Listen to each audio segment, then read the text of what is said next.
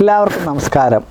പലരും എന്നോട് ചോദിച്ചിട്ടുണ്ട്, ഈ നാരങ്ങ വിളക്ക് ഏത് ദേവന് അല്ലെ ദേവിക്കാണ് പ്രധാനമായിട്ട് ചെയ്യാറുള്ളത്, അല്ലെങ്കിൽ അതുകൊണ്ടുള്ള ഗുണം എന്തൊക്കെയാണ് എന്നൊക്കെ പലരും എന്നോട് ചോദിച്ചിട്ടുണ്ട്. അപ്പോൾ നാരങ്ങ വിളക്ക് പലപ്പോഴും ചെയ്ത് കണ്ടിട്ടുള്ളത് ദേവീ ക്ഷേത്രങ്ങളിലാണ്. അപ്പം ദേവീ സങ്കേതത്തിൽ ഇത് ചെയ്യുന്നത് നമ്മളുടെ ഉദ്ദിഷ്ടകാര്യ സിദ്ധിക്കൊക്കെ, അതായത് നമ്മളൊരു കാര്യം വിചാരിച്ചിട്ട് അത് നടക്കാനൊക്കെ വേണ്ടിയിട്ട് പലപ്പോഴും ദേവീക്ഷേത്രങ്ങളിൽ ചെയ്തു പോരാറുണ്ട്.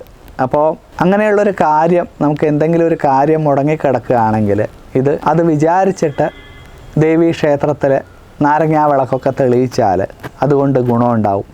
അതുപോലെ തന്നെ ഗുണമുള്ളൊരു കാര്യമാണ് നമ്മളുടെ ഒരു കാര്യം നടക്കാൻ വേണ്ടിയിട്ട് മുക്കുറ്റി മാല ഗണപതിക്ക് ചാർത്തുന്നതും, ഇതുപോലെ തന്നെ അല്ലെങ്കിൽ നാരങ്ങാ മാല ചാർത്തുന്നതും ഒക്കെ നമ്മളുടെ ഒരു വിശേഷമായിട്ട് അല്ലെ ഒരു പ്രത്യേകതയുള്ളൊരു കാര്യം മുടങ്ങിക്കിടക്കുകയാണെങ്കിൽ അത് നടക്കാൻ വേണ്ടിയിട്ട്, അല്ലെ അതൊരു കാര്യവിജയത്തിന് വേണ്ടിയിട്ടൊക്കെ നമ്മൾ ചെയ്യുകയാണെങ്കിൽ അതും വളരെ നല്ലതാണ്. ഗണപതിക്ക് മുക്കുറ്റിമാല ചാർത്തുന്നതും നാരങ്ങാമാല ചാർത്തുന്നതും ഇതുപോലൊരു വിശേഷ കാര്യത്തിന് ഏറ്റവും ഉചിതമാണ്. അതുപോലെ തന്നെ ദേവീക്ഷേത്രങ്ങളിൽ നാരങ്ങാ വിളക്ക് തെളിയിക്കുന്നതും ഒരു കാര്യവിജയത്തിന് ഏറ്റവും നല്ലതാണ്. ഒരു വിജയത്തിലേക്ക് എത്തിക്കുക, അതാണ് ഈ ദീപം കൊണ്ടുള്ള ഉദ്ദേശം. എല്ലാവർക്കും ഭഗവതിയുടെയും ഗണപതിയുടെയും ഒക്കെ അനുഗ്രഹം ഉണ്ടാവട്ടെ.